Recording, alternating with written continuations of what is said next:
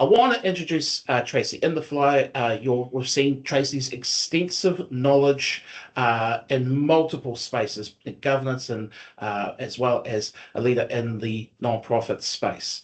A few weeks back, I got to meet Tracey for the first time. I was blown away by her ability to communicate obviously effectively, but also knows our organisation, knows the challenges of the volunteer sector. She has worked with Helen, who is on our call, my boss, our GM, but unfortunately can't use the screen for this. So here I am, dropped into the deep end. And so we think that this is going to work well for organisations like yourselves. I'm not going to go into any greater detail about what Tracey's going to cover, but now's the time for Tracey to take over the reins. So kia ora, Tracey, and thank you for being here. Kia ora koutou, lovely to be here. Really nice to see you, those of you who've got your cameras on, and feel free to have your cameras on. As Jeff said, just with 22 people in the room, we'll probably ask you to chuck questions in the chat, but please don't hesitate to have questions. I'm super aware that everyone in this room has experience of their own, of governance, of LinkedIn, of profile building, and all of those sorts of things. So I'm not by any means the only one in the room with a contribution to make. So questions or comments or additional thoughts would be just so extremely welcome. Before I start, just a little bit about me and who I am. I grew up in Palmerston North. My mum's a Christchurch person. Her family hail from there 5 generations back, and before that came over from the UK. My dad's American and came to New Zealand just last century. And I have a family. I live in Wellington. I have a family here and have lived and worked here my whole working life. I'm tangata tiriti, proud to call myself so, and very fortunate to live here in Te Whanganui-a-Tara under the auspices of Mana Whenua, Te Ateawa, Ngāti Tō Rangatira. Another quick thing about me before I dive in. My background before I got into governance was in communications. I was a communications consultant for a long time. So I think it's probably sort of understandable that when I've come into governance, I've brought that communications lens and that thought about our reputations and our profiles and how they can contribute to the work we do as governors. I have a sort of a hypothesis that there's a nexus between good governance and our personal profiles, and that nexus is particularly valuable in the not-for-profit sector, but also often overlooked or underused. So that's kind of the hypothesis that brings us here today. A little disclaimer before I go, profile is personal. It's so personal. So the things that I talk about may resonate with you and they may not. And if they don't, then it'll possibly be because I'm not right and you've got another view, but it might just be that it's not right for you, which is entirely valid. So I'll talk about that a little bit more as we go. I'm going to share my screen now, which Jeff and I practice, so I feel absolutely confident I know what I'm doing.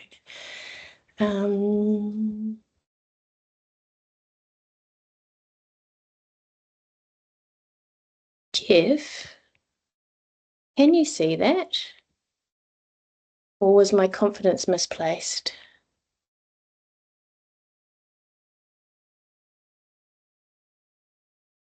I'm going to try again.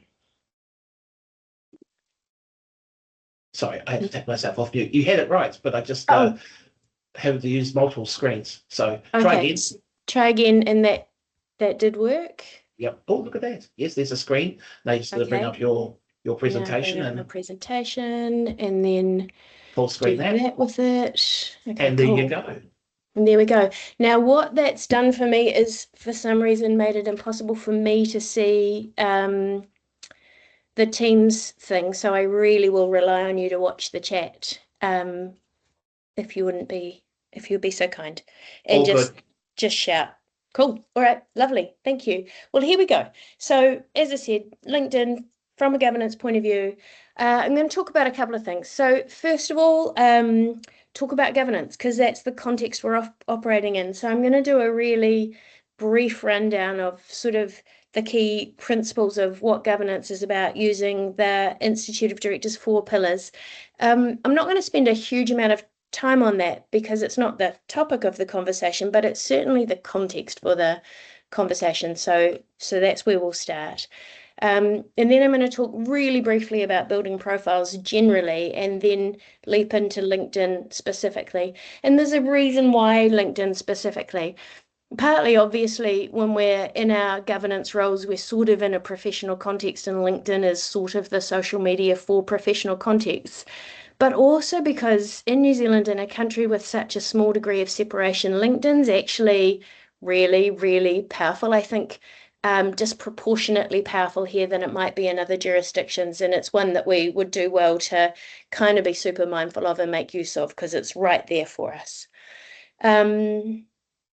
So talking about the governance context now, and the 4 pillars of governance, I'm super aware that heaps of people in the room will be well across this, but I think it's a really lovely framework for thinking about our governance obligations. And it's always good to just remind ourselves as governors, as members of boards of trustees, boards of directors, what are we here for? And one thing that's always worth thinking about is these 4 pillars of governance are the same for all boards, be they major commercial or tiny not-for-profit. It's how we enact them that is probably different for each.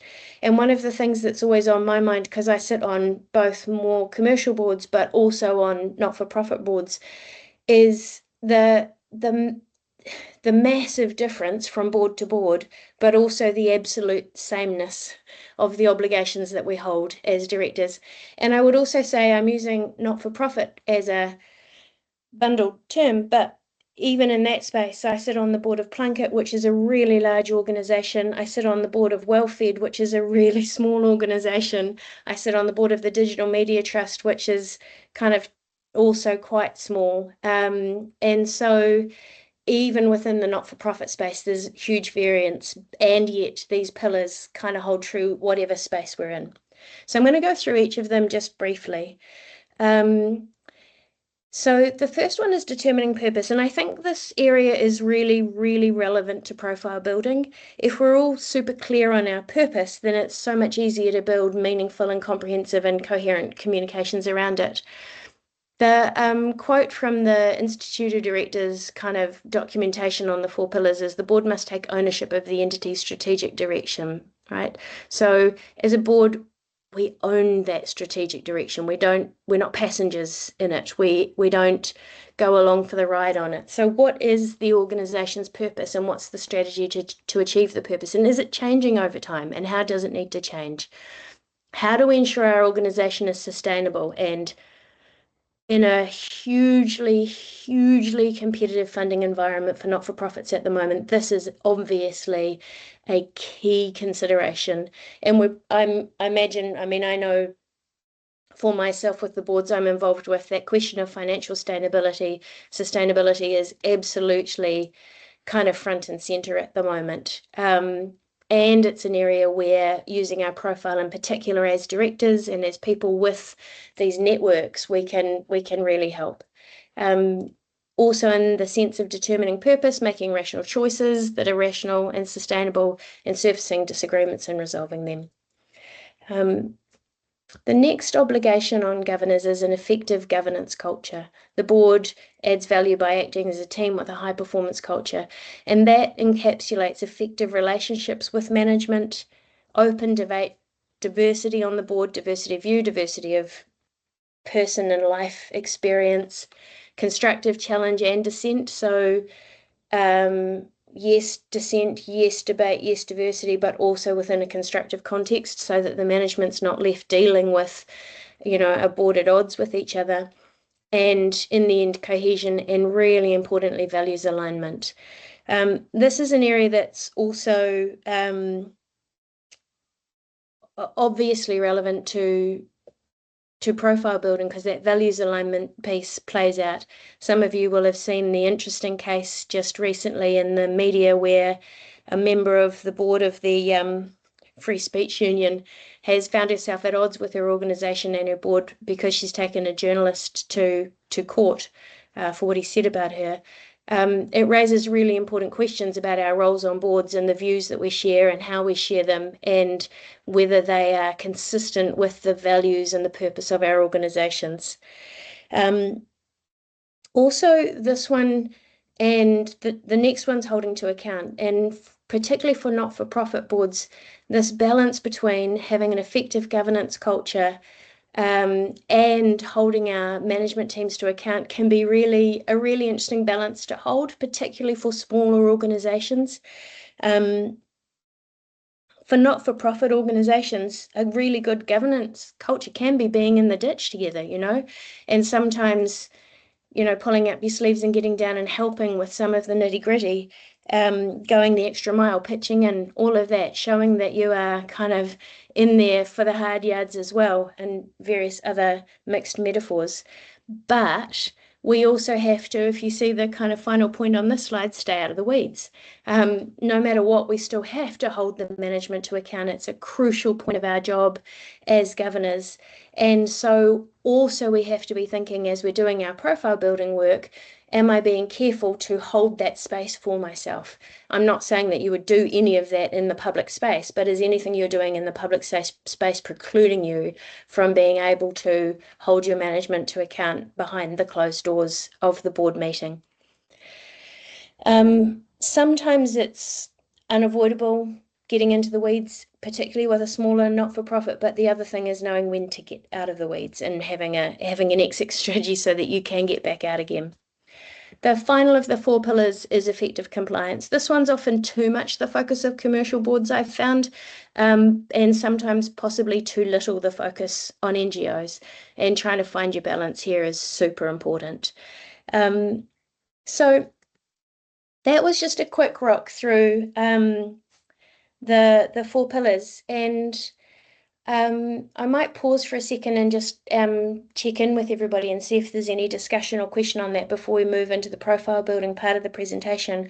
But I think questions for us all as NGO board members is, so how is NGO governance different from other types of governance?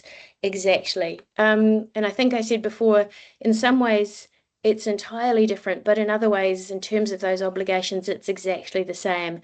So how do those differences play out, and how do you track them in a way that allows you to still really be fulfilling your obligations? And then really interestingly for me, I think, is our governance role confined to the boardroom? And if it isn't, what is it? What is it outside of the boardroom, and what can we do, and how can we exert ourselves to further the purpose of our organisation, to help with its sustainability and so on. And I guess that's, the hypothesis is that's where some of this profile building sort of spokespersonship stuff comes into play. I'm going to pause briefly, stop sharing if I can manage that. No questions so far, but if anybody does have a question, now's the time to just drop in quickly. I'm keeping an eye on that. Really appreciate it. Thank you, Jeff. I don't have much to do. You're doing the heavy lifting here, Tracey. All right. Cool. Thank you, people. Please don't hesitate. Also, they don't have to be questions. They can be comments or additional bits of wisdom to share with us all. So your views are very welcome. Okay, I'm going to try and see if doing that. Just bear with me, please.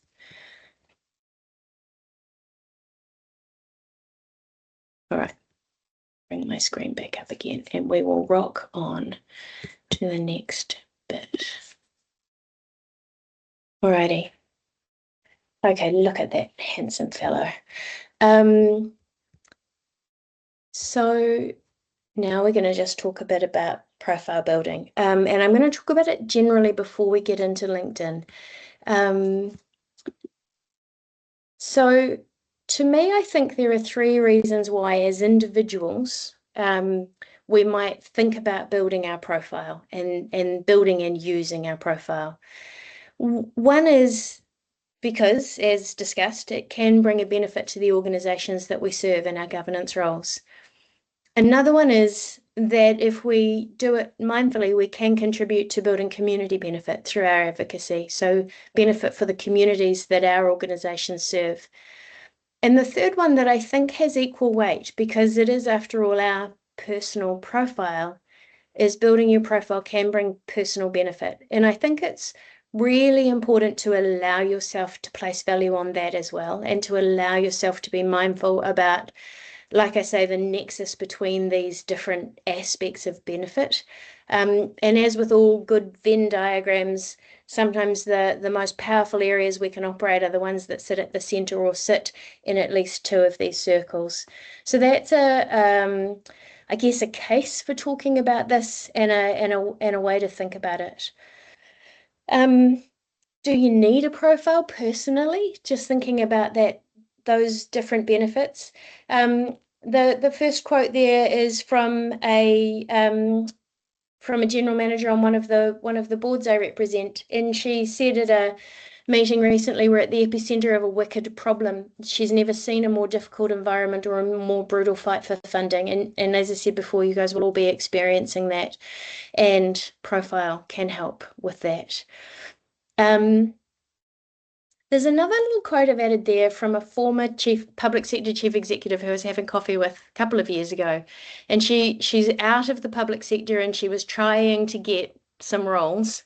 And she said a little bitterly, people knew who I was because I got stuff done, not because I was writing op-eds in the Dom Post every other week. And she was reflecting on the fact that she had not paid attention to her personal and her public profile.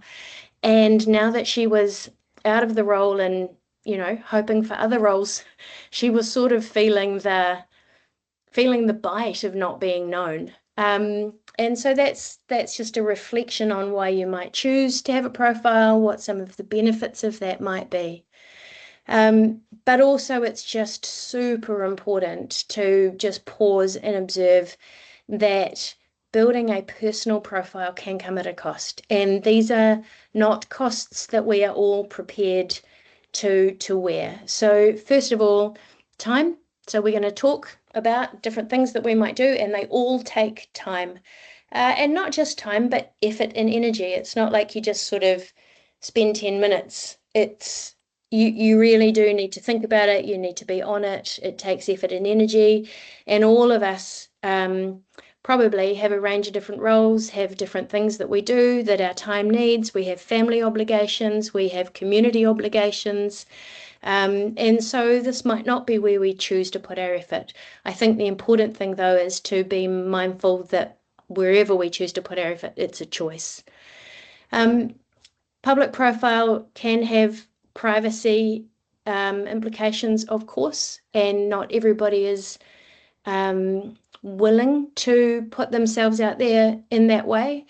And privacy implications, not just for yourself, but sometimes beyond that, and particularly for women, we know there are more implications of making yourself known and putting yourself out there that can have downsides that, depending on how we go about it and depending how high that profile is, we might not be prepared to take on. I've put dignity there. One of the organisations I'm on the board of shared a video of me recently, which I totally consented to doing, but didn't see it before they shared it. And there's nothing wrong with it. And the things they say are fine, but I looked at it and I thought, I don't like how I look in that. And it was a really interesting moment for me, because I so support, the point about this presentation is I so support being out there and, being up front for your organisation. But every now and then you just think, oh golly, why did I put myself in that position? Why didn't somebody tell me how fluffy my hair was, or whatever? So there are things like that, and those things, it sounds petty and it sounds small perhaps, but they're important parts of ourselves and important considerations for when we're choosing to share ourselves in that way. And then the last one, which I guess with privacy I sort of touched on, but I just want to make it super clear for women and for people of color in particular, there are safety considerations with putting yourself out there that are far more important than anything else that you might be taking on, and it's just important to acknowledge that. So the things that we talk about here won't be for everyone, they won't be for everyone at every time. So think about where you sit on all of this, and what you're prepared to take on. The other thing I wanted to talk about was the idea that profile takes many forms, right? So we're talking about LinkedIn today, but there's so much else that we can do for the organizations that we serve, for the communities that we serve, for ourselves, and for our personal profile. So yes, we're focusing on LinkedIn, but it's part of a whole.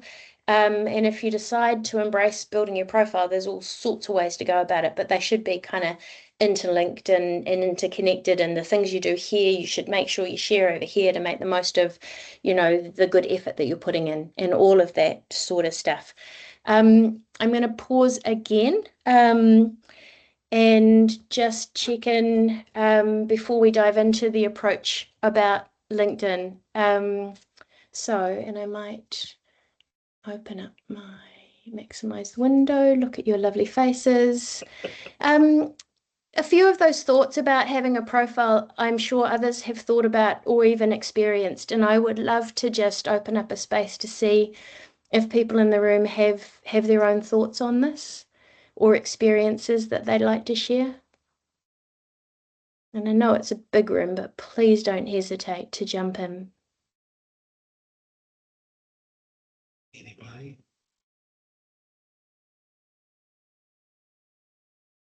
Has anybody had any negative consequences from putting themselves out there in a profile building kind of way? I guess one small reflection is that I find LinkedIn a much less problematic place than other things, because it's a professional kind of based network, and because you're using your real name.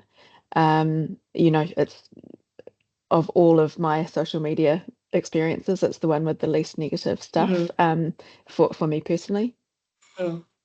Yeah, I think that's a really good observation, and that might have something to do with why I favor it so much as well.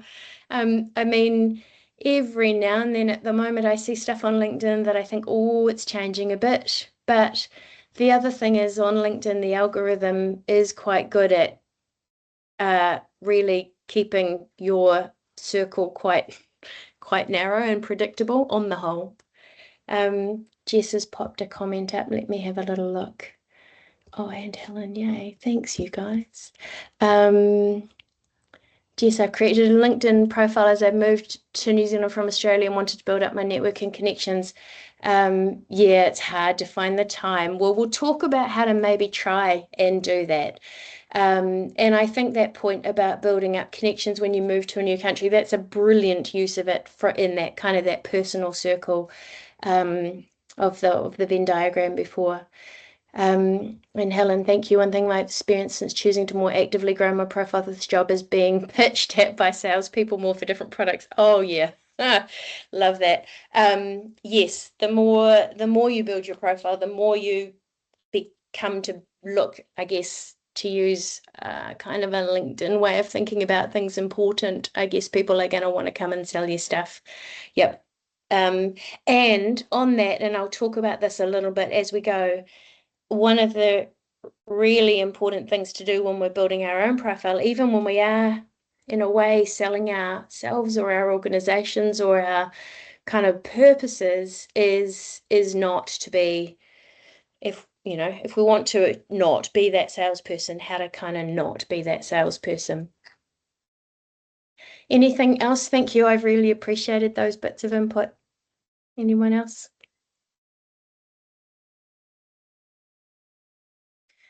Alrighty. So I should warn you that a little later in this presentation, I'm going to give you a little template to do some thinking and some work for yourselves. And when we've done that, I will definitely be asking people to share what they come up with. So just a warning. All right, back to the presentation. Alrighty, so thinking about LinkedIn. So what I'm going to do is I've got a couple of general tips, and then I'm going to dive into some things that I've learnt through my own experiences, and just talk a little bit about them. None of this is rocket science. And I'm really hoping that if you have your own observations about this, that you will definitely share them. So a couple of general tips, and this is from my own experience, learning about what works and what doesn't work, but also from, if you took the time to read some of the articles from, various experts about how to get the best out of the LinkedIn algorithm, these sort of chime with that. And I will say the algorithm is an interesting thing. It does reward some kinds of behavior over other kinds of behavior. So this is kind of trying to chime with those aspects of the algorithm. Some of you might have read that the algorithm favors male voices. I've looked into that. It appears to be true. Not much we can do about that unless we're prepared to change our names. But I have noticed myself that when I do more self-promoting posts, I do get the algorithm likes it, and I don't like that, but it's the nature of the beast, and it's a thing to think about. And with all of these things, I would say, I'll go back to my point before, we're all different, right? So the things that might be needed for the algorithm might not sit well with you. That's all good. You really need to think about what's right for you and how you feel about it and what you want to do. But so some things. First of all, frequent posting is good, and it's good for two reasons. One, it's good for other people, right? Because they get to know you, they get to see you, they see what you're up to. It means you're more likely to be coming in and actually genuinely sharing interesting things rather than only coming in when you want something. And it's also good because the algorithm rewards it. So, and I notice it myself when when I'm having a time when I remember to post and I'm quite good at it and I'm getting in there, at least once a week. I do get more engagement on my posts, and I don't think it's as much to do with the quality of the posts as the frequency of them. Another really important thing is to treat it like a conversation. And again, I think this is a good rule just in terms of respectful engagement. It also happens to work with the algorithm. So what I mean by that is don't just post and walk away. Make your post, and then when other people comment, don't just like their comments, but actually respond to them. And sometimes that can feel a little bit like, oh, thanks, Thalia, thanks, Helen. But try and make thoughtful comments on people's comments. There's two reasons for that. One, they've bothered to make a comment on your post. Show them that you appreciated it and had thoughts on that as well. But also, the more likes and comments on your post, the more people will see your post. It's as simple as that. There's a thing that is known as the golden hour on LinkedIn. So that first hour after you post, if a post gets engagement, then the algorithm will send it further and more widely. I don't know how this works, but it's a thing. And then more people will be able to see it. So one good way to maximize the so-called golden hour is I've said at others, but thoughtfully. And what that means is you'll have seen some of you will be doing this a lot, but I'll just explain it for people who are less familiar. When you make a post and you say the thing you wanted to say, at the end, you can, draw it to the attention of various people who you think might be interested in it. If you do that, then that means that it definitely appears in their own feed, and they definitely have an opportunity to then hop in, like it, and comment on it. You have to be careful with that, because it also means that everybody else's comments on your post and everyone else's likes on your post then end up in their feed as well, and it can totally block their feed with all of the engagement on your post. So it needs to be people who are genuinely going to be interested in the thing that you've got to say. I've been atted on posts where people have just atted like 27,000 people, and it's not thoughtful. It's not proper engagement. One thing I read suggested that the algorithm regards that as spam and downplays it. I don't know if that's correct, but I think just again as a rule for respectful engagement, definitely tag people in it, but do it thoughtfully. Be visual. Visuals always work. This is one thing that I've struggled with a bit over the years. My brain doesn't always work this way, but use photos, and those carousels that you see on LinkedIn can be really good. Videos had a little moment of being super popular on LinkedIn, but I think less so now. I think people on the whole on LinkedIn aren't on there because they want to watch videos. So videos don't tend to get the same engagement as photos or carousels do. Photos of yourself will almost certainly get more engagement than photos of other people. Uncomfortable truth. Be balanced. Again, another really good rule for life, but also helpfully a good rule for getting good engagement on LinkedIn. So what I mean by that is don't only go into LinkedIn to post about yourself. Go into LinkedIn to look at what other people are saying, and then take the time to like and comment on their posts. I've added in there share others' posts as well. Reposting has really limited success in terms of reach. Again, to mention the algorithm, but it tends not to favor a reposting of someone else's post. If you're going to do it, at a minimum, add a comment to say why you're sharing it, what it was about it that you thought was noteworthy or interesting. And the other reason to do it is to talk with someone else, to show your support for them, and it can be really encouraging when someone likes your post enough to share it. So that's just a nice kind of message to get through the airwaves. So those are good reasons to do that. I've put there in brackets the 3-2-1 rule. Some of you will know that. For every one post you do about yourself or what you've been up to or your mission or whatever, try and do 2 thoughtful comments on someone else's post and 3 likes. It's just a nice number, but I think the point about the balance is a good one. The last thought I've put forward there is be purposeful. Have a consistent theme or a point of view. Now, this is tricky, I think, for people on boards, because if you're like me, you might be on a range of boards, or you might have your board role, but also your day job, or you might have a bunch of community interests as well. And so, unlike someone who's working full time for an organization, you possibly don't only have one mission.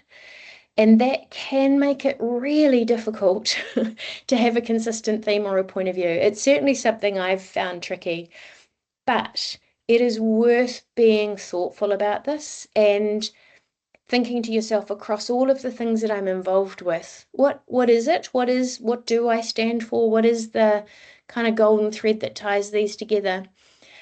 The reason for that is that it helps other people when they're seeing your posts to understand what your point of view is, to see where you're coming from. It helps them to kind of know what to expect from you, and that sort of consistency and predictability adds up to memorability, which can be really important. We can talk about that a little more. In fact, I might once again Tracey, just have a little. Yep. while you're doing that, there has been a comment. I hope I've got their name right. Thalia. It said, I read recently that sending a post in a direct message and saving the post are the most significant for boosting reach these days. That's a good thing to know that I didn't know. Thank you. That makes sense, right? You've taken anything that is taking an action to show the algorithm, the powers that be, that a post is interesting enough to act on, is going to lift it. And sharing it, sending it to someone else would be a great way to do it. So that's such a good insight too, because there's, as well as our own posts, we need to be thinking about how we are boosting the engagement of our organisation's other posts. So, like, for example, I mentioned Plunket before. At the moment, Plunket's about to do one of its big fundraising initiatives, Dunk It for Plunket. So the more that I can do as a member of the board to help get engagement for other Plunket people's posts on this, then that's a really good thing. So liking, commenting, sharing, but now also thank you for that insight, sending them to others. Awesome. Thank you. Can I just make a suggestion in that as well? Because LinkedIn, unlike some social media channels, doesn't allow you to send to groups. It's obviously focusing on what you post on your page as opposed to sending it. So I guess if you take that approach, you're probably just going to have to be really methodical about who you're sending it as a comment to, because I think that if there's value in it, then it's knowing who you want to send it to maximize that possible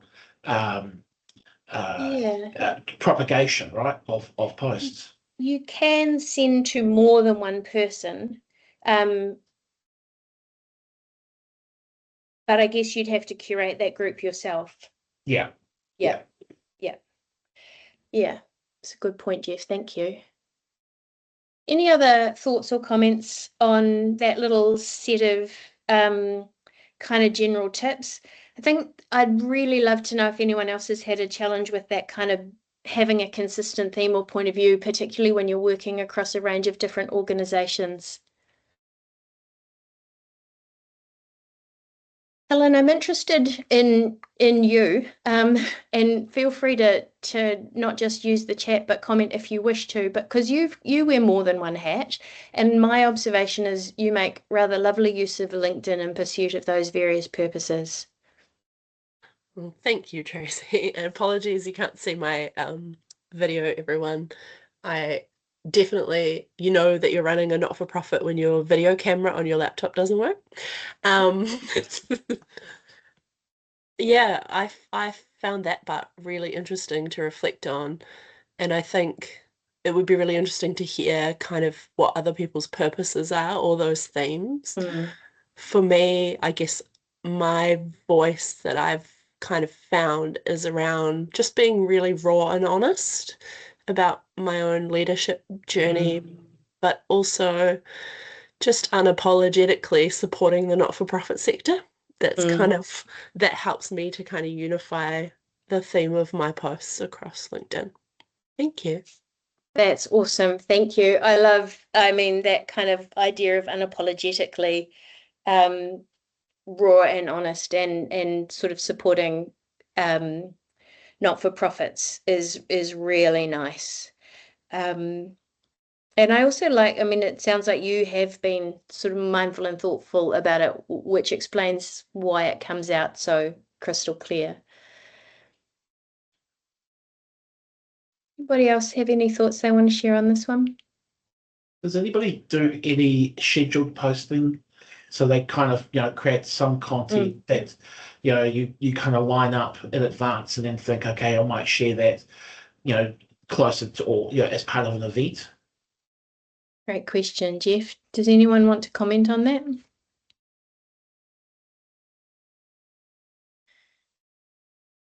One of the organisations I'm involved with is the Good Registry, and we definitely create, I mean, LinkedIn is kind of one of our main, we have no marketing budget, we have no staff, it's just me and my co-founders, and we'll sit down together on a Saturday and plan our content and then schedule posts. Yeah, and Liam's also a fan of it.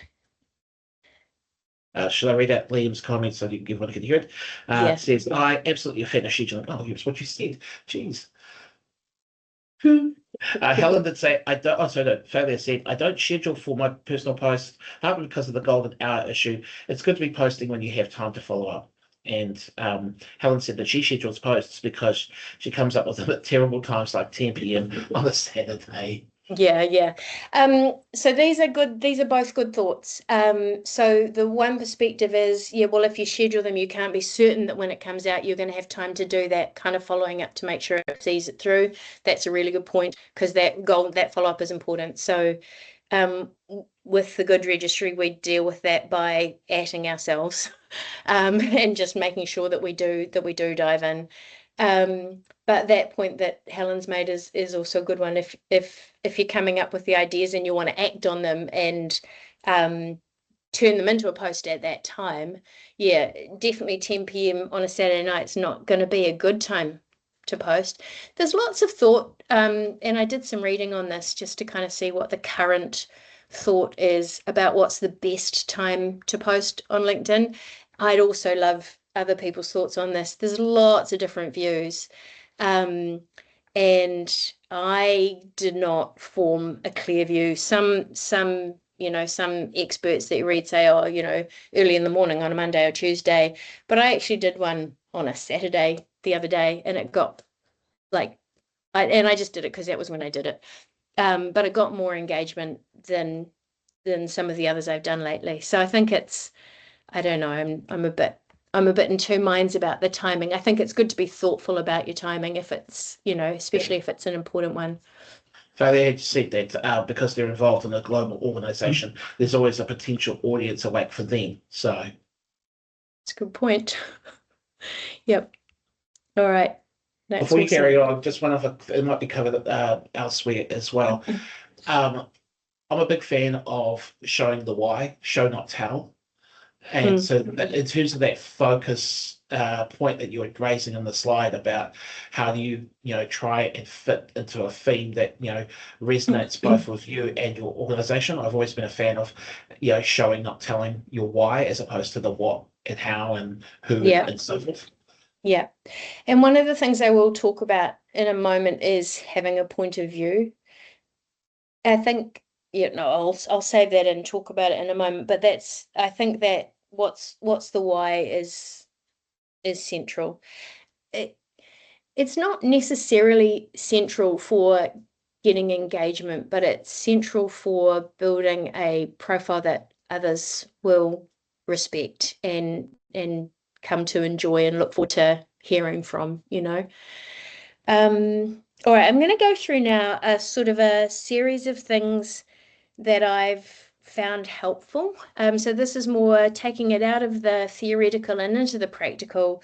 Some things that we can do, and I'm going to give some examples from my own activity, so you can see how these have played out.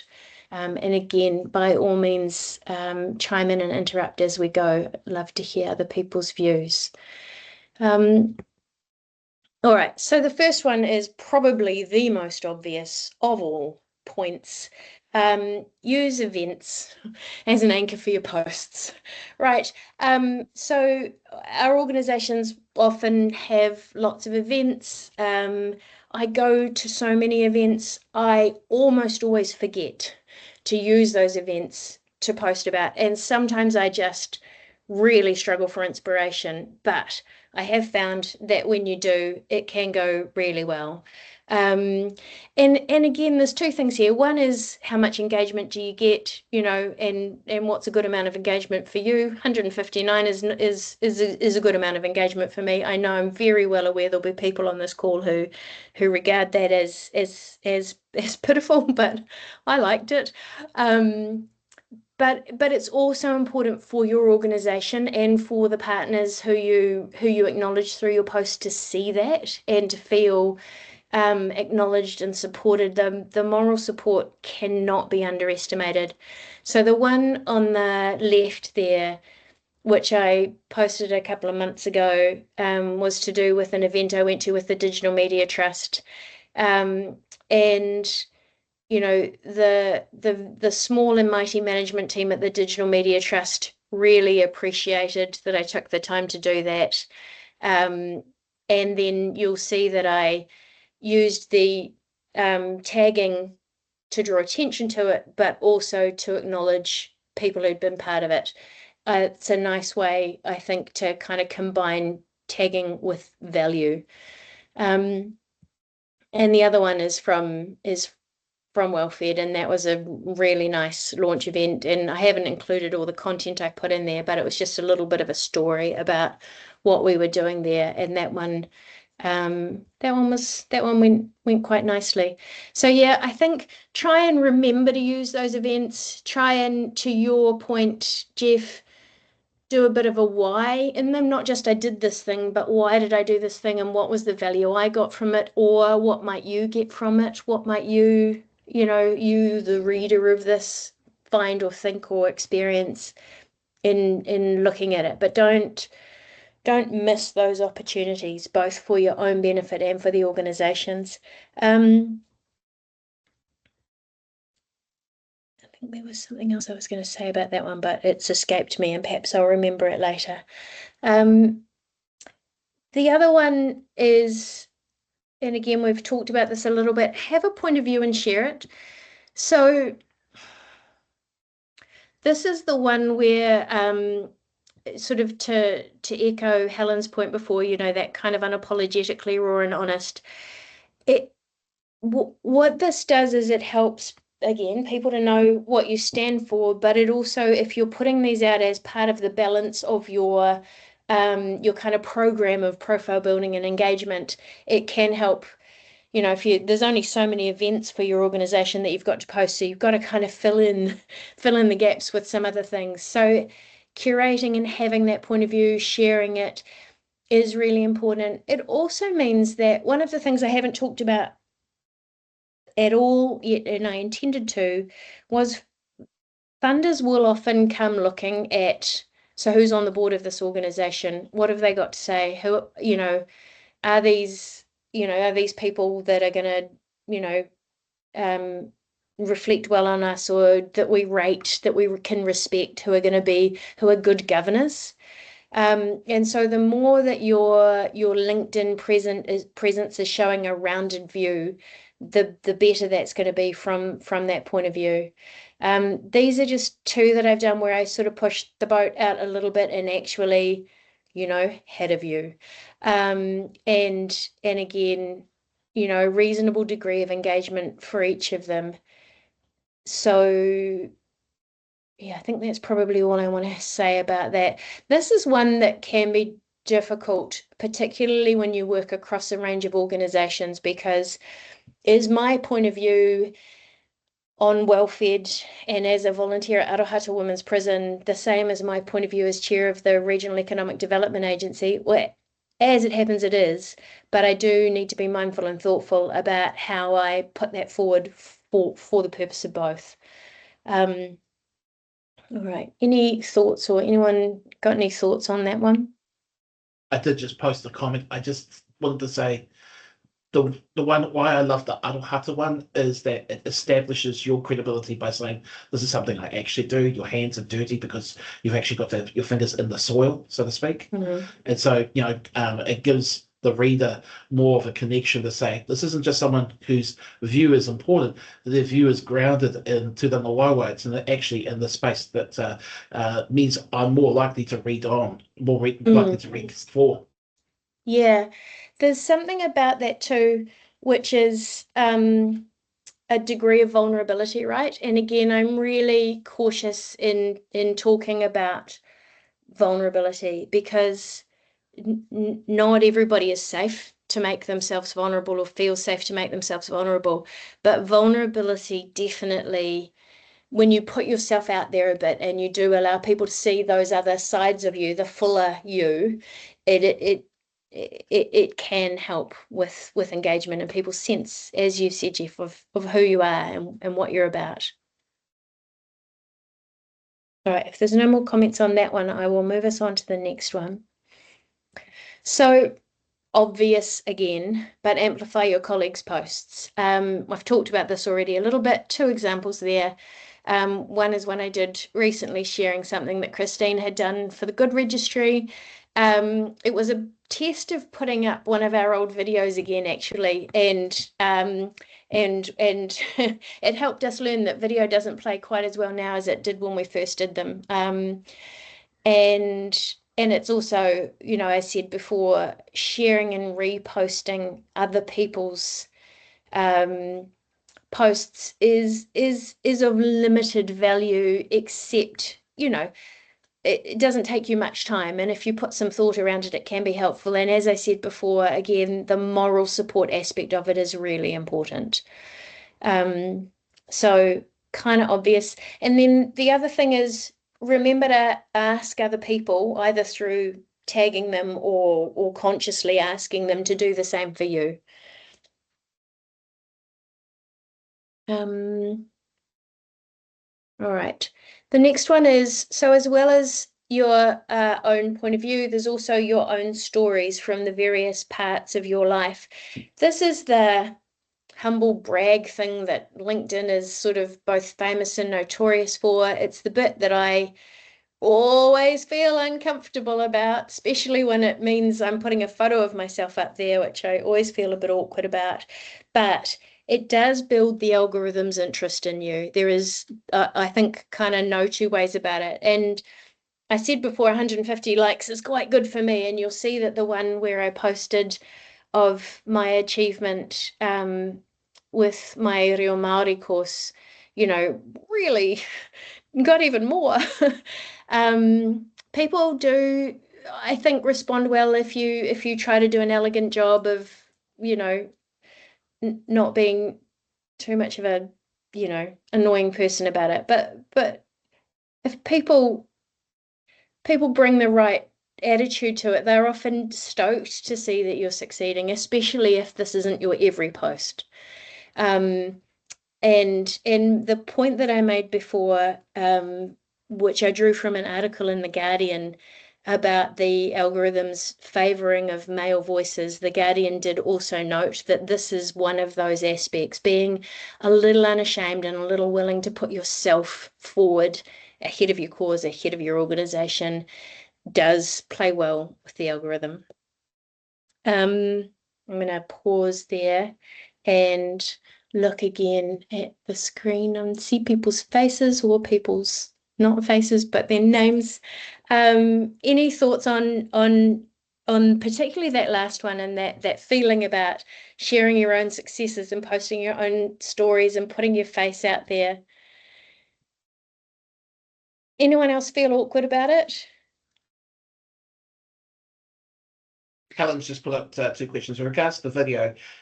Is it favoured? Hashtags, are they useful? Yeah. I've never found, I used a hashtag in one at the weekend just because the organisers of the event asked me to. So presumably they thought it was going to be useful. With the Good Registry, which is the one where we've probably had the most LinkedIn success, I don't think we've ever found them to be particularly powerful. And yeah, video, I think when it was new on LinkedIn had a little patch of being good, and I think it's less so now. I think people kind of scroll past it on LinkedIn. I'd be super interested if anyone has a different experience of that. I tend to, for me, this is probably not a LinkedIn necessarily, but across social, I am loath to use hashtags that aren't already quite well established. So I use Porirua as a hashtag because it's well utilized, so the algorithm has got more to kind of grab onto in terms of linking it to other individuals. If you're creating hashtags for the purposes of creating hashtags, I don't think that gets the same level of usefulness. When I posted about my submission on the Regulatory Standards Bill, which you'll remember a Minister of the Crown said that most of those submitters were bots, I created the hashtag not a bot, and it got lots of laughs, but not necessarily, any real value in terms of the engagement, but it was fun.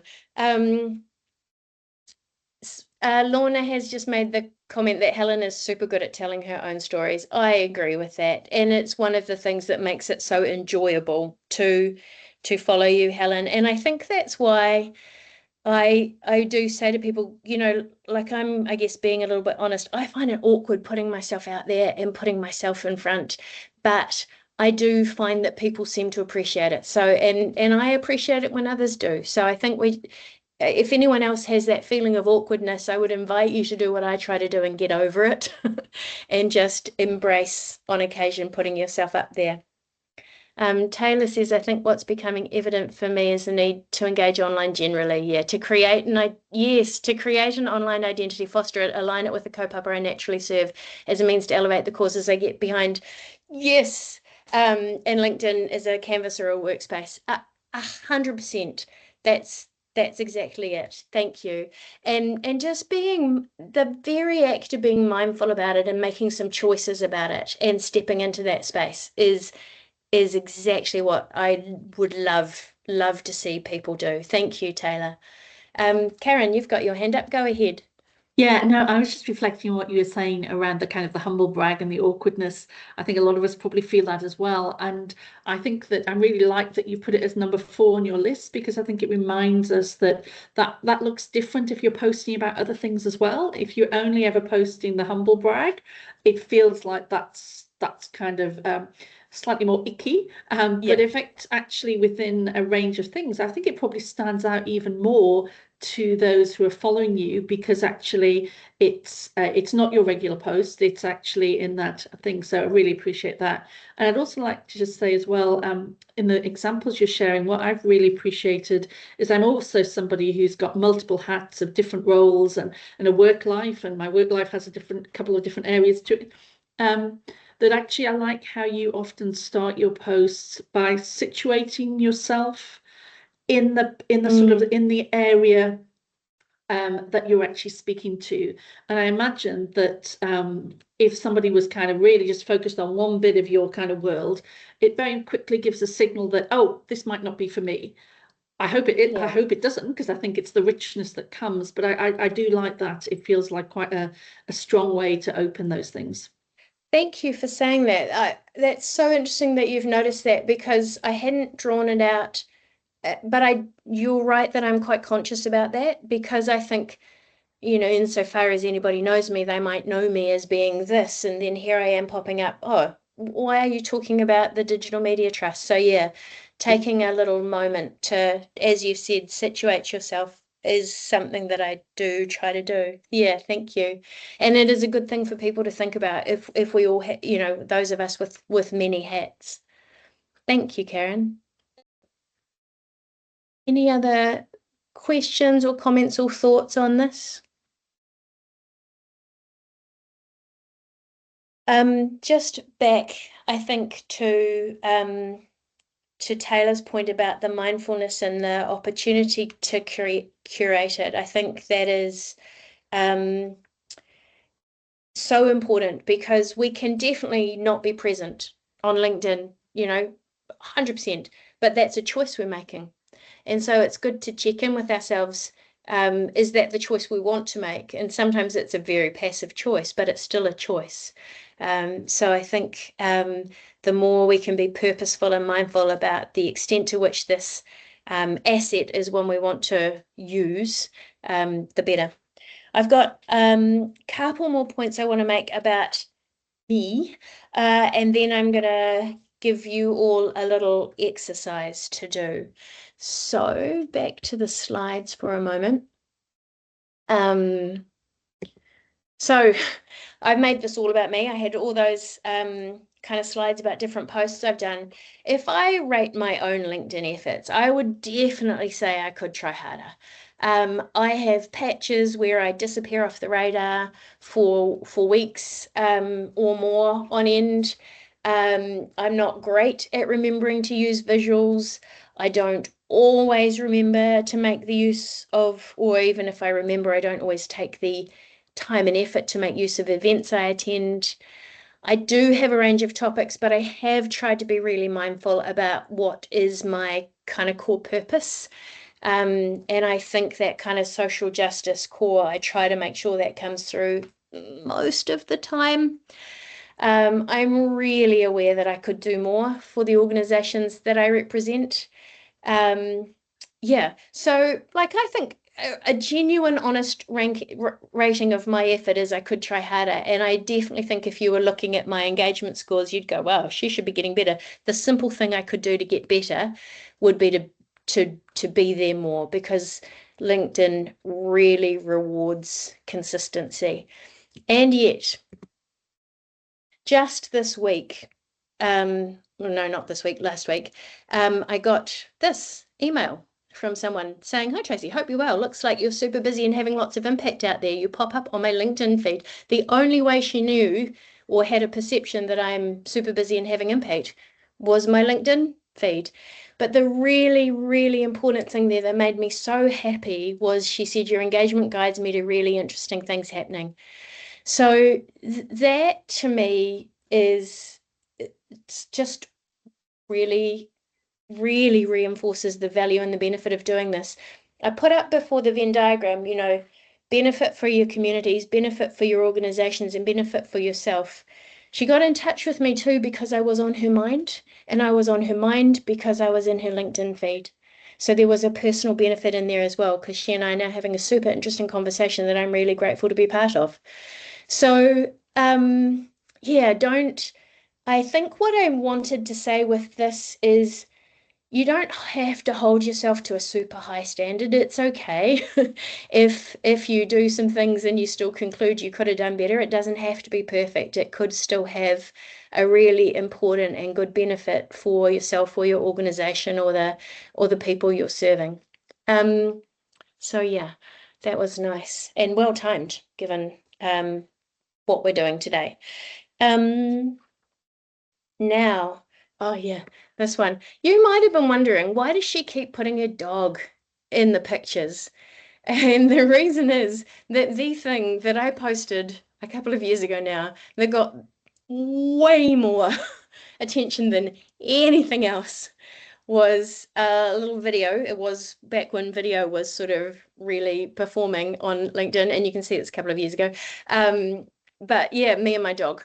So point being, I said before, if you can make it personal and it's not like unsafe for you to do that, when you make it personal, people love it. People love things like the office dog or stuff like that. So a little bit of irreverence is totally fine, and kind of lovely, and will build out that picture of you as a person. So yeah, Morpheus is definitely a valuable LinkedIn asset. So now, before I get you to do the little exercise I'm going to get you to do, just a quick check-in again to see if there's any more comments or thoughts or suggestions. What's your view around the premium service? LinkedIn obviously has a far more dedicated offering that provides like really useful tricks, but also I suspect they have boosted preferencing for premium members. That's not free. Is there much of a benefit in having to pay for it? Do you think that that's worthwhile? Yeah, this is interesting. I don't have direct knowledge of this because I've chosen not to pay for it. And I've chosen not to pay for it because my perception is that it is not worthwhile. It'd be really interesting to see if others on here have a different view or have chosen to pay for it. I think if you were a salesperson and using it to make sales, that might be different. And again, I would say that all of those people who are popping up in Helen's feed with their sales pitches are probably premium members. My approach with everything, including LinkedIn, is reciprocity in all things. I think a premium approach allows you to engage on LinkedIn in a way that isn't very reciprocal. You can look at people and they can't see that you looked at them. That's probably kind of useful sometimes, but also, don't know, you can contact people without having to be connected to them. For me, that's not, and again, super personal. For me, that's not consistent with my purpose for being there. The other thing that you mentioned just then in that comment was boosting. We've had really varied, and again, this is referencing the Good Registry, really varied experiences with boosting. So you can pay a little bit to get a post boosted. I haven't really found that to be massively helpful. Others might have different experiences.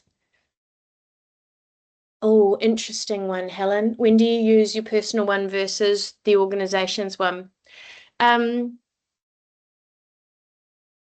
We use the organisation's one when it's the organisation's news, and we use our one when it's our news, and when it's both, then we use both, and we'll often do a similar post on the same topic. Yeah, so I think the question is, whose is this? So again, to use the Good Registry just because it's available to us to talk about, is this the Good Registries, or is it Christine's as the Chief of Goods? The other thing I guess to mention is Christine has phenomenal engagement on LinkedIn. And so, we do exploit that, because she's just so lovely and has good things to share. I was going to say just before, Tracey, I was going to say nothing in your presentation though changes that whether you had a premium membership or not, because good content is good content. The fundamentals are still the same in terms of people wanting to engage with your content, whether they showed up because it was part of a premium membership or not. Yeah, for sure. And I guess the question that sits behind that though is who sees it, because in the same way that I've talked about ways that you can sort of maximize the chance that the algorithm will put your post in front of people, there are also ways that you can do a perfectly good post and it will somehow disappear without a trace. So partly it's the golden hour, partly it's when you posted it, partly it's whether, you made the right noises, so there are, and premium and boosting hypothetically might help overcome some of those hurdles. Again, they're not tools that I've chosen to use, but I think they're ones that it's always worth experimenting with. Does anyone else want to comment on premium? Would you be so kind as to unmute and share that thought with us, Celia? Oh, kia ora everybody, Talia Kia-Rowden here from the Human Rights Measurement Initiative. Yeah, so I use Premium and I find it extremely useful, and I'm very stingy, so I don't pay for anything else on any other platform, and I never boost anything, but I find this useful. So I agree with you, Tracey, about reciprocity and friendliness and all of and respectfulness in the relationships. And the way that I think it helps me in that is that when I send a connection request, you're allowed to send a personal message, and so I do that 100% of the time. And so I when I get connection requests from people who obviously don't have premium and can't send me something, I have to guess, like, are they trying to sell me something? Are they genuine? Do they know people I know? Are they going to be interesting to talk to? Are they just sort of doing a connection spree? And you never know. And and I accept them all, and then some of them, that they're not actually that interested in connecting at all. Yeah. So it's really nice. And I can say, for instance, I want to talk to you about this because I see that you do this. Have you seen, have you seen our data? Here's our website. It gets things off to a good start. Yeah, thank you. You can, even if you're not a premium member, you can in some circumstances add messages with link connection requests. I'm not sure. I used to be able to, before I got premium, I used to be able to, and my colleagues only had like 10 a month or something, and I had them forever, and then they disappeared. So I think it's been inconsistent. Yeah, okay. Yeah. So that's a great perspective on the value of premium. Thank you. And then the other thing that you've talked about, which I haven't talked about in my presentation at all, is the act of reaching out and making connections. And I just want to absolutely reinforce the point you made, which is do it with a message. Say, yeah, you're interested. I see that you're interested in this, and I'm really enjoying following on, or something like that. Yeah. Yeah. So, and what I tell my colleagues who don't have premium is that if they want to connect with someone and they can't send a message, like they've run out of free or whatever it is, comment on that person's last post and say, Yeah. I'm actually going to send you a request because I really love Yeah. what you're doing. Yeah. That's a great trick. Yeah. Any other thoughts or questions about this? Anyone else had good fortune posting dogs, or babies? Oh, I shouldn't say that. I don't post my children as a rule. Alrighty. So I'm going to give you some work. So here we go. So this is just a series of 5 questions, as you can see, which I'd like you to, I'm going to just go quiet for 7 or 8 or 9 minutes, and just ask you to quietly have a little think about how you might use LinkedIn differently than you do now.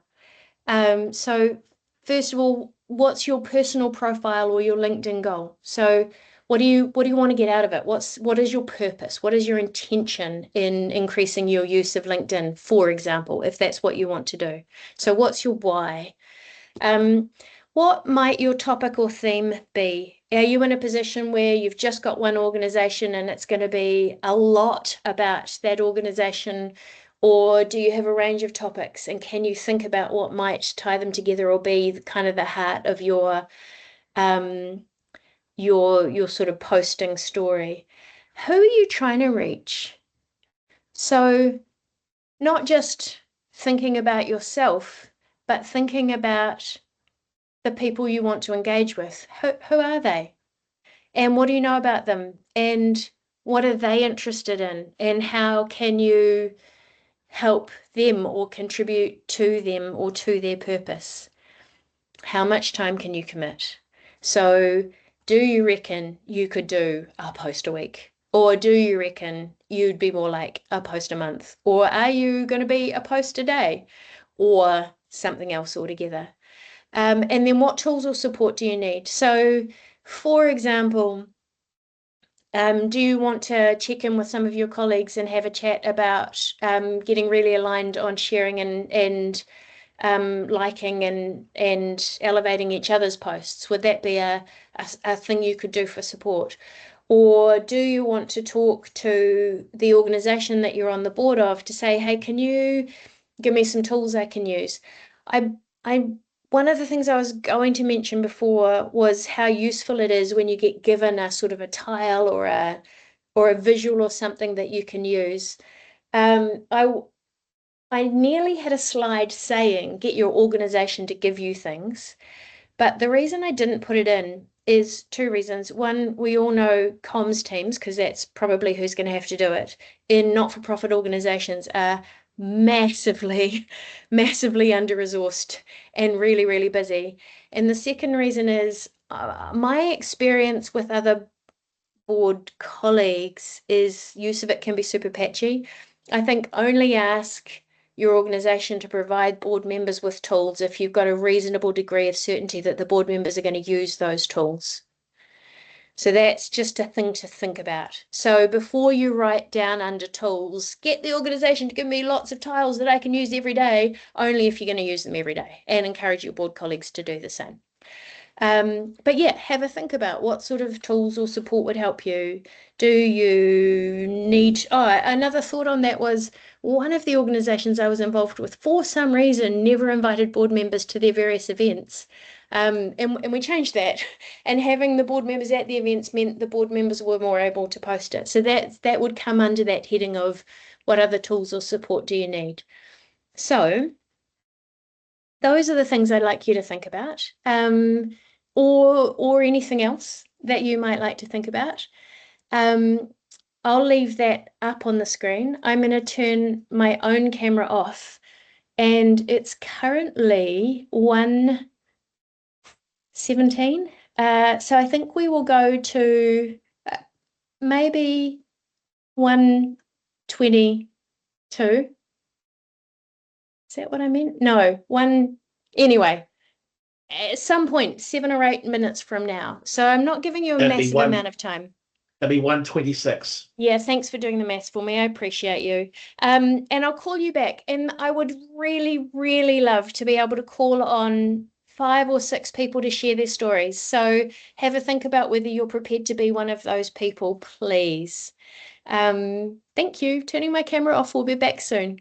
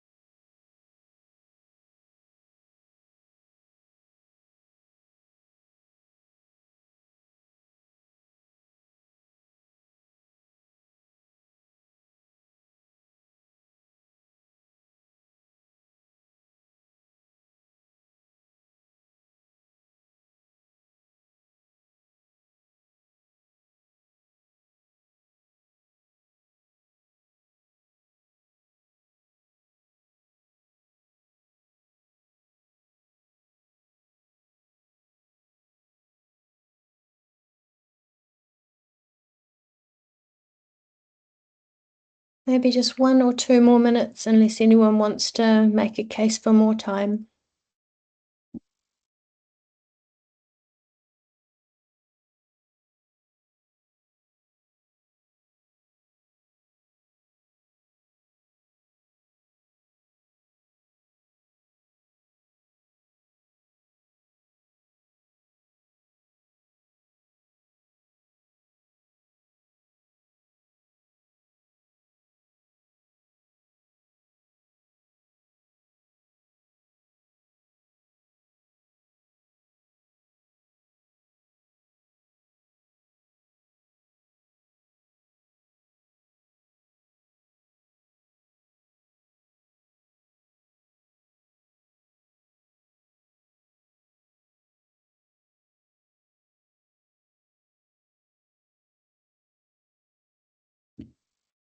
Alrighty.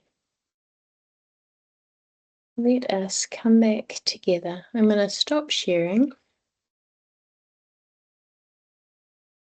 And back here now. Marvelous. Now, lovely people, if you are in a position to turn your cameras on and happy to and have cameras that actually work, please turn your cameras on. It's always nicer to see people's faces when we're sharing.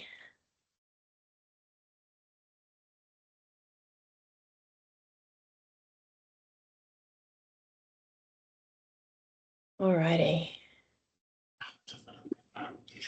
In the meantime, Helen just put a question in there, and I want to go back to the AI thing in a moment, but it just says, with regards to this exercise, how do you grow a profile from not really having one to having one? So we might need to cover that later on. Yeah, okay, that's a great thought. And I see actually, I'm just catching up on the comments in the chat as well. Okay, so there's a question about use of AI, which we can talk about. Yeah, and Jeff, you'll kind of follow up. There are different ways to use AI. Oh, everyone's been chatting about that while I was doing something else. Okay, let's definitely have a chat about AI. This has got some good engagement. And then that question, how do you, okay, cool. So let's tackle both of these questions. And then in the time that remains, I'm definitely going to be asking some people to share what they came up with as they were thinking about their own approach. I'm going to start with Helen's question about how do you grow a profile from not really having one to having one. To be really unhelpful, you start.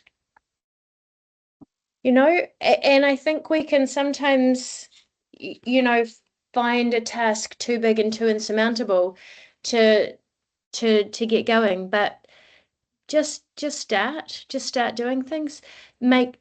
Decide what you want to talk about.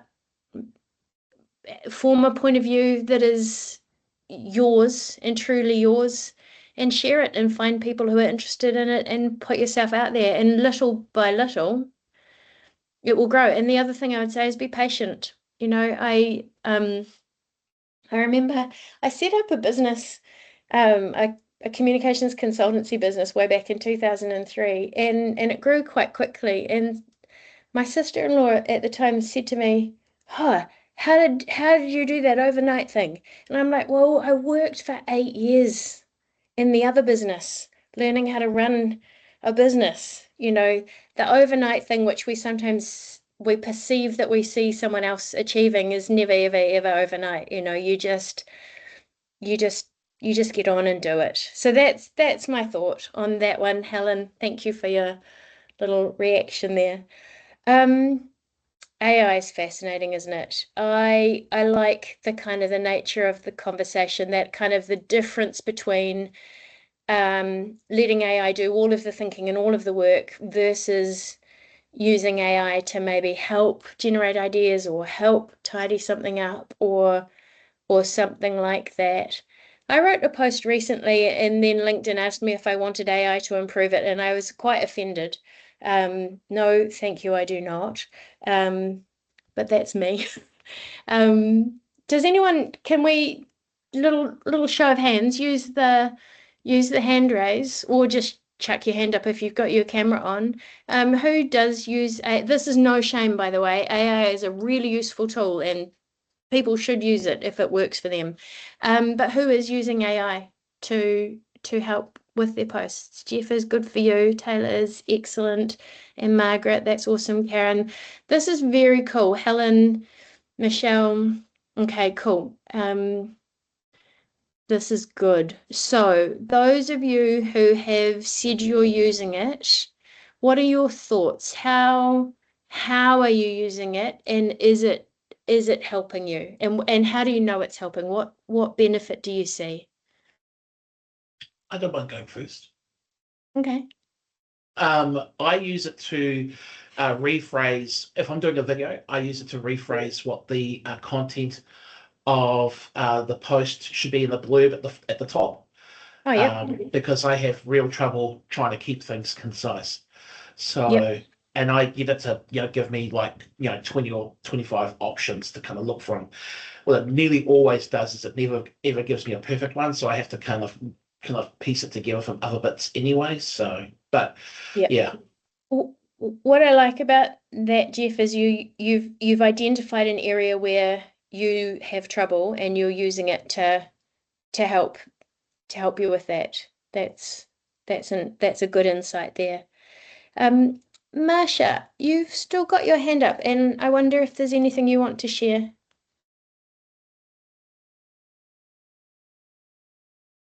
Maybe not. That is okay.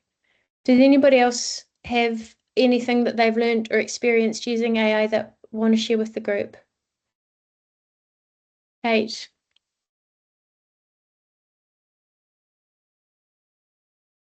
Or Karen? Tracey, I popped into the chat, but I think your point around kind of your advice for starters is just to get started.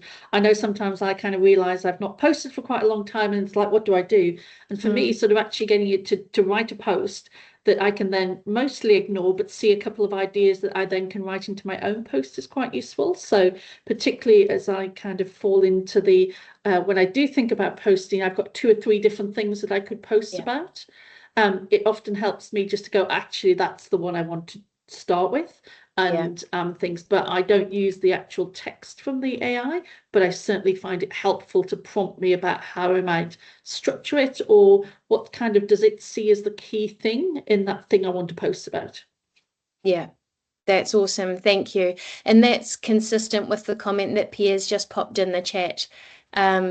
Using it for ideas, not to actually write the thing. Yeah, because a blank piece of paper is difficult, isn't it? And that's the equivalent. It's kind of like getting us over that blank piece of paper period of the process. Michelle says it's a time thing, helps to get something out in a limited time. Cool, thank you. You've discovered a good translation tool. Interesting. Michelle, do you want to talk about that briefly? Could I ask you to unmute and talk about that?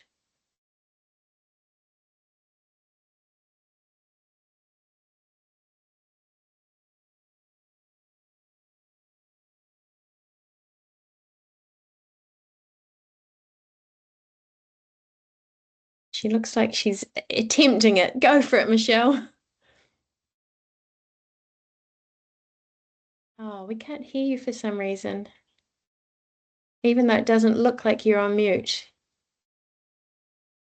Oh, you might have tech challenges. We'll come back to you if you solve that. Does anybody else have experience with an AI translation tool? I've been perhaps a little avoidant of the translation tools because one of the most important things with AI is to verify.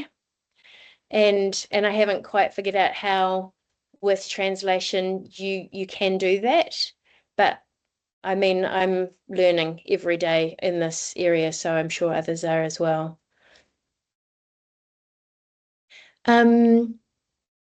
Liam has asked, for organizational LinkedIn purposes, is it better to use a page or a profile? I know there are different advantages to each and have seen both used.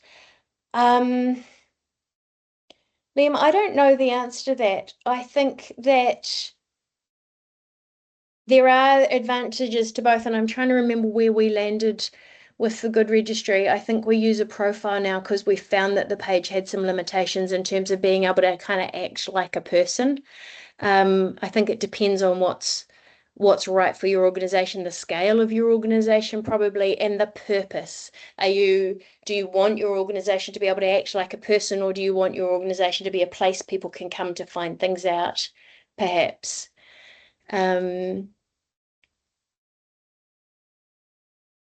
All right. Any other thoughts or comments? Others will be reading the chat on AI as I am. It's really good to see the different ways that people are kind of tackling this. I'm gonna confess that I'm a tiny bit avoidant.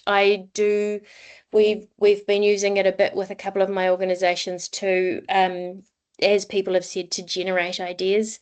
I personally love writing, and I find the process of writing enjoyable and useful for forming my point of view. So for me, I haven't kind of walked towards that aspect of it. But again, you know, everyone's got their own approach, and I think the most important thing with everything is just being mindful about how you're using it and why, and building on your own strengths, but also making up for your own shortcomings where you're aware of them. Yeah. All right. Thank you for that good additional chat. Now, the little task I gave you to do some thinking about your sort of new approach to LinkedIn. Could I possibly have some volunteers? If I don't get volunteers, I'm gonna, invite them. So if I could possibly have some people willing to share their thought process and what they came up with, I'd be really grateful.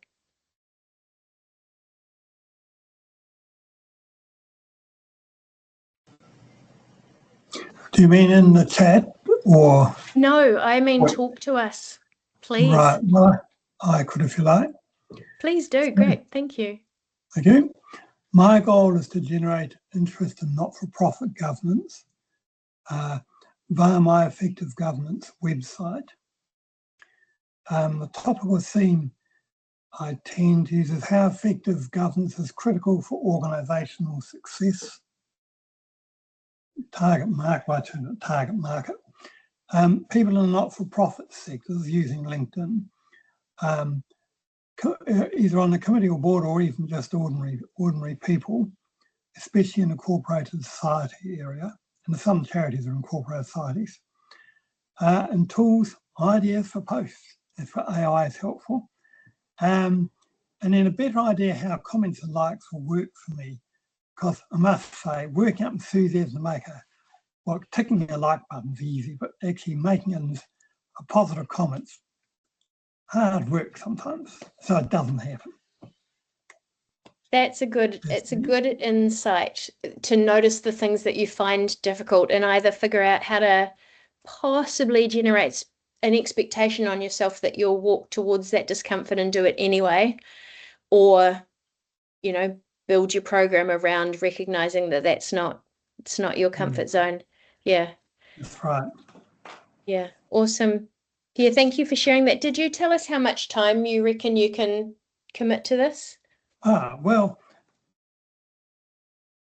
I could easily put half an hour aside or maybe an hour most days. Yeah. Oh gosh, that's a lot. That's really good. Yeah. Cool. Yeah. Thank you. Okay. Thanks for leading the way and being our example peer. I appreciate you. Can I have someone else willing to share what they came up with?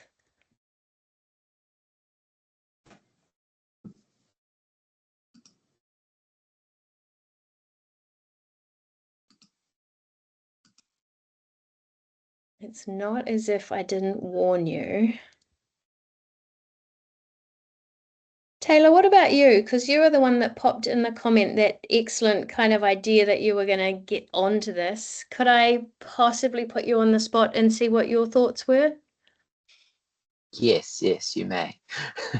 Can you hear me all right? Yep, sure can. I guess I like the exercise. It kind of is like a next step from just watching and kind of thinking about how I can have a presence. I like the comment as well that someone, I think it was Helen, how do you go from no profile to a profile? So I'm kind of in that space. I have a profile, but I haven't really used it ever. But I kind of, over the course of the day, I thought one goal that I could do, or what kind of would be my goal of LinkedIn is kind of like sharing knowledge and collective action in the spaces that I otherwise work in, that I volunteer in.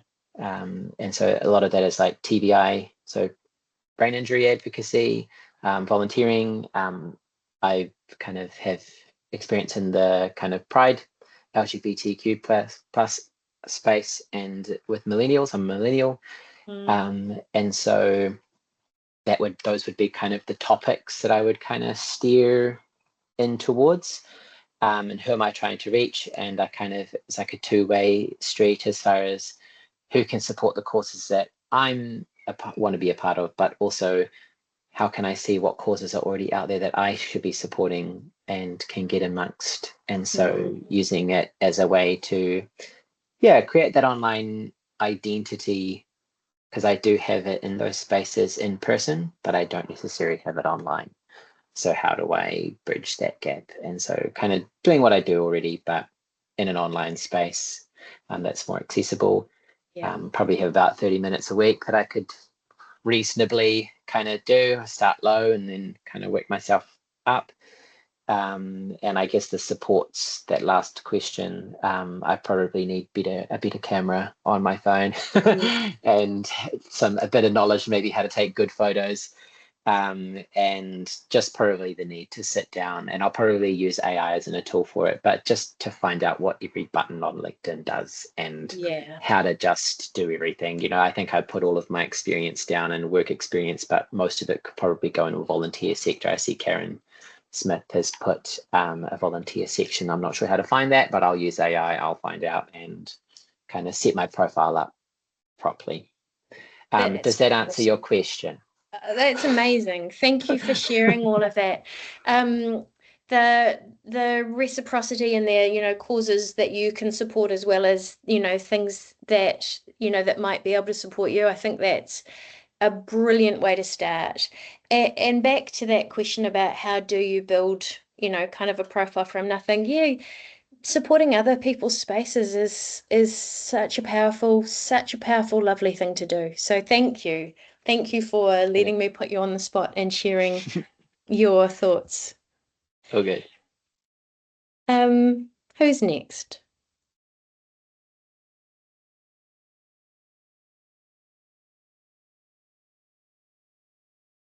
Go on. I will call on someone.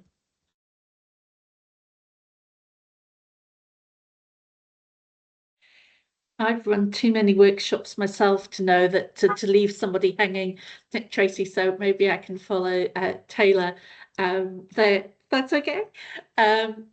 So I am a actually board chair of Volunteer Wellington. It's really great. Thank you, Tracey, for running this workshop for us. I have my day job. I'm a professor at the university.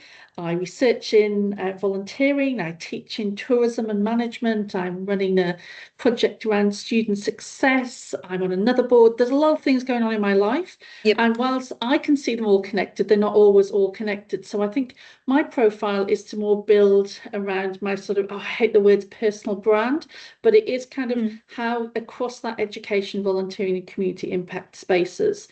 So I think for what's my topic or theme, I think it is around impact of education and volunteering. And I can see that I want to do a bit more work in that student success space. I'm doing much more of my posts around that volunteering community impact. But it was really a useful exercise because it actually made me realise that at the moment I'm not doing so much work in the sort of the tourism sector space. So actually I probably don't need to worry myself so much about thinking about posting in that area, but continue to sort of like posts and maybe comment on them from people in that sector to sort of almost keep my hand in. So I think I've realised that a lot of my focus is very kind of a local reach to sort of boost awareness of organisations and causes I care about. Time commit, I've gone rather than minutes. I've done aim for at least one post a week. I want to try and move away from what I said earlier of my kind of 3 posts and out kind of approach, where there's lots kind of going on and then I kind of disappear for a while. And what tools of support do you need? I think I want that magic time fairy to come, please, and give me some of that time. But more seriously, I think it's me maybe just planning a little bit, sort of actually putting myself a reminder, not necessarily always on the same day, but kind of a reminder in my calendar to just think about, is there something happening that or when I book to go to an event or I'm running an event, maybe put a reminder after the event or at least the next morning to say, don't forget that this was something you could post about. That's awesome. Thank you. Thank you for sharing those, Karen. And that's made me think, you know, this is so basic, but I'll share it anyway because it might help people. I use the notes function on my phone. Like if I'm at an event, you know how you're listening and your kind of mind's going, I've got this point of view about it. And so I'll just use it, grab a couple of notes. I'm not trying to write a post, but that then becomes so useful when I do need to write the post that I've just got those little thoughts that I've captured. I absolutely support that. I've started doing that much more now, and I think it's been really helpful to think about. I'm making these notes to think about posting about them, as opposed to I'm just making notes because I'm somebody who likes to make notes. Yeah. And going onto the phone so I can then just transfer it as being really, really important because I often take handwritten things. Yeah. Awesome. Thank you. Thank you. And thank you for being willing to put yourself up. I am grateful. You're right. As a facilitator, you do love it when people volunteer. And so please can one more person volunteer for me just to share their thoughts, because I think others find it helpful to hear what you're doing. Chris, thank you.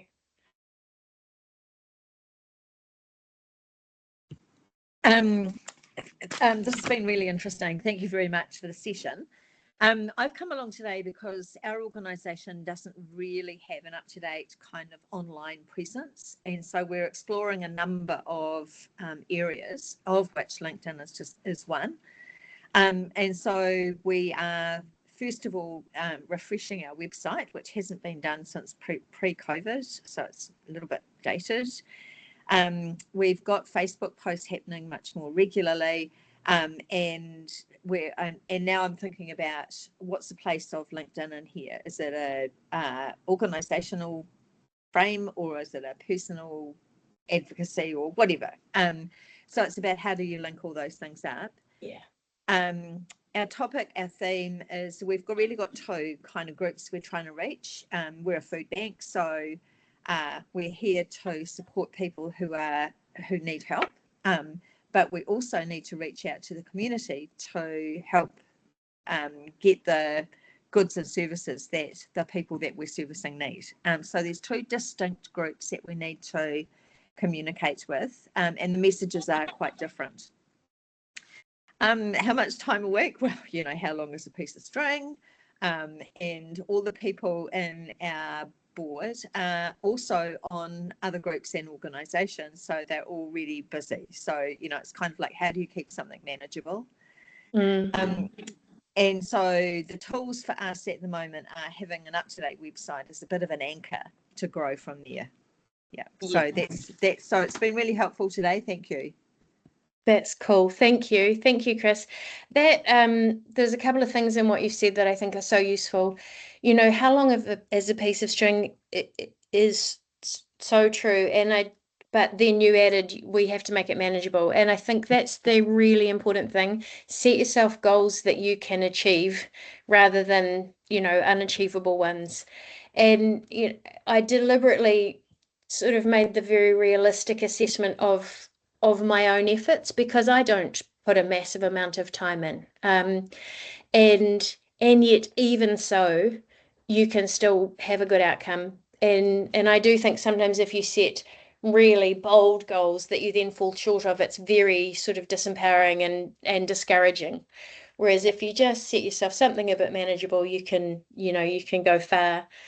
And there's one other thing that your lovely example kind of prompted for me, and it's years ago, I had the good fortune to work with an expert in climate change communication, Dr. Ed Maybach from the States, and he has a way of talking about what good communications is. And it just popped into my mind when you were talking, because it was the idea that you'd have not just your food bank's kind of voice and message, but also the board members as well.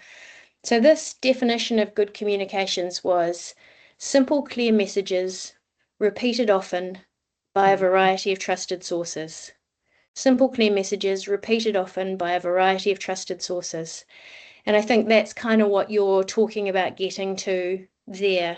And in a way, maybe what we're all reaching for with our attempts to promote our organisation and be part of the process of promoting the organisations that we're involved with, to create better outcomes for New Zealand and for the organisations we're part of.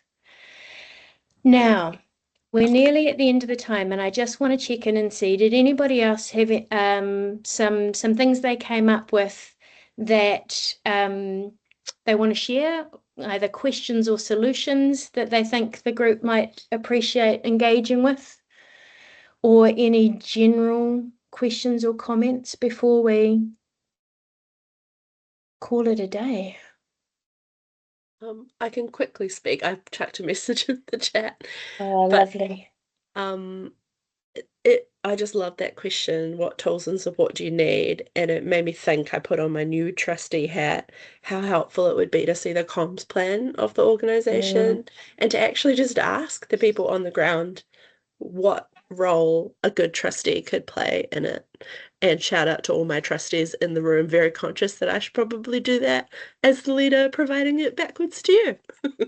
Awesome. Thank you. I really love that. Just having the conversation and figuring out, what's your most powerful minimum is another way to think about that. Again, without setting yourselves up to try and do too much, but what would be the most amazing thing we could do?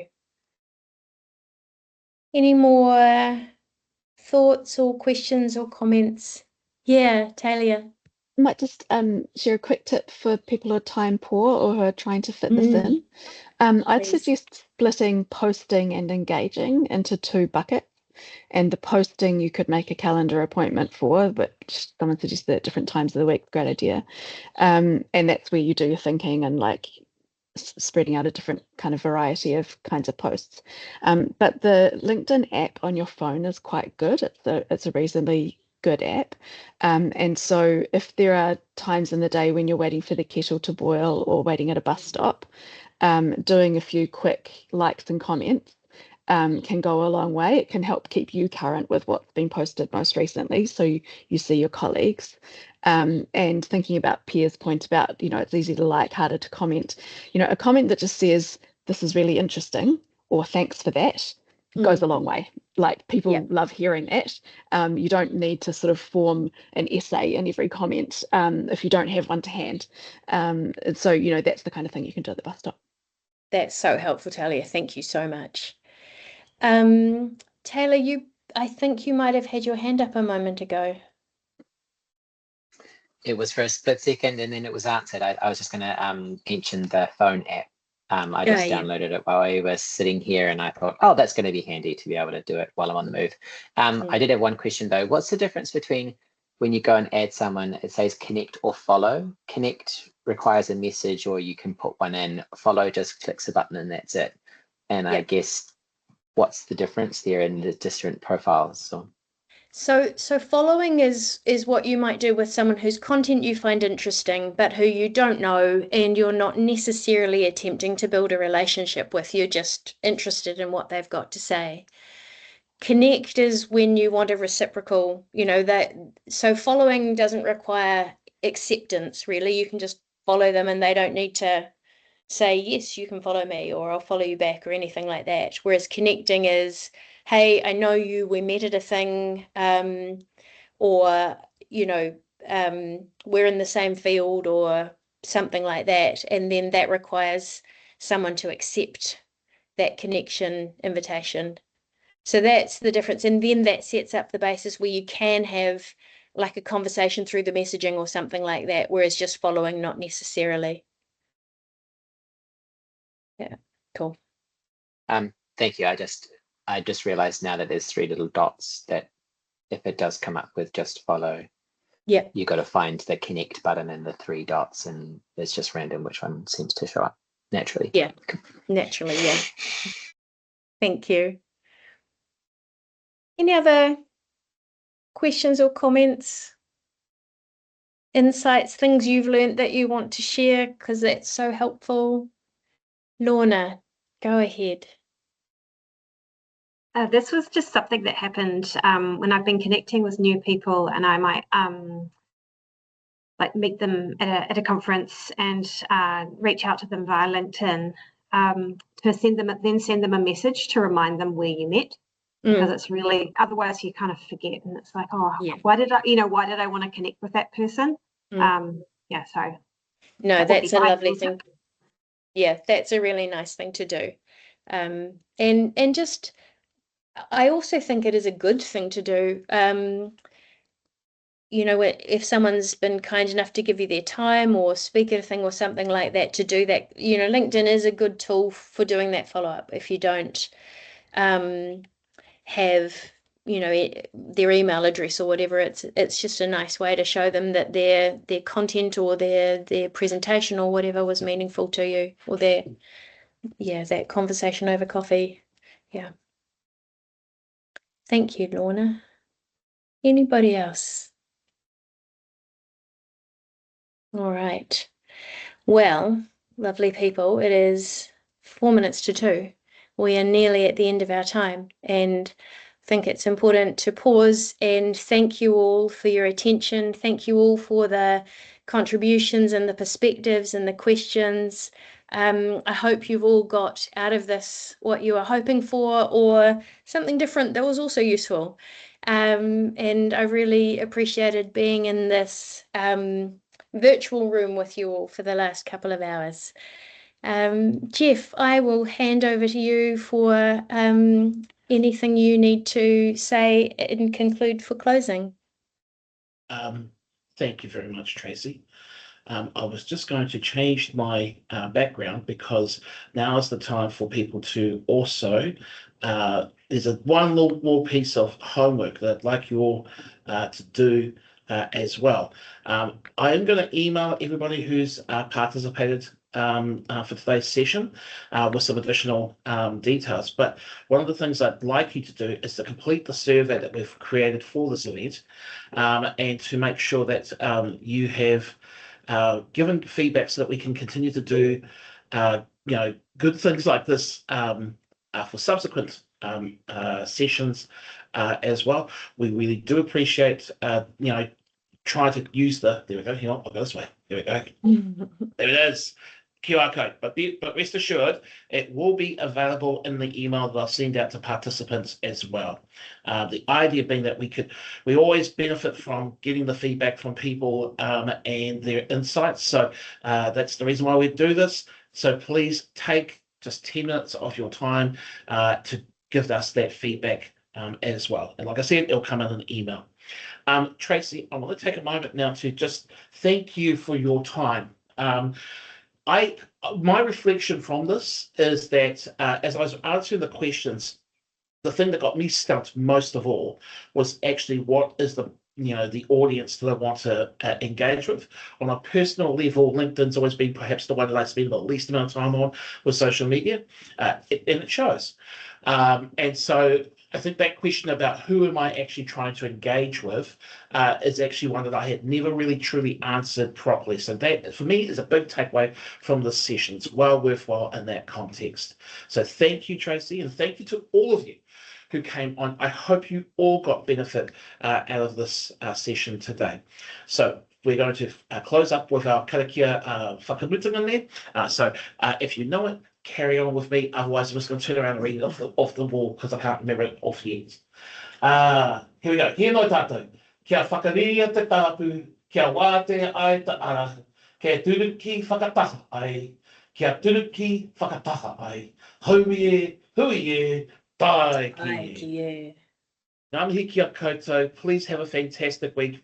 Be nice to yourselves and be nice to others. Okay? Take care. See ya.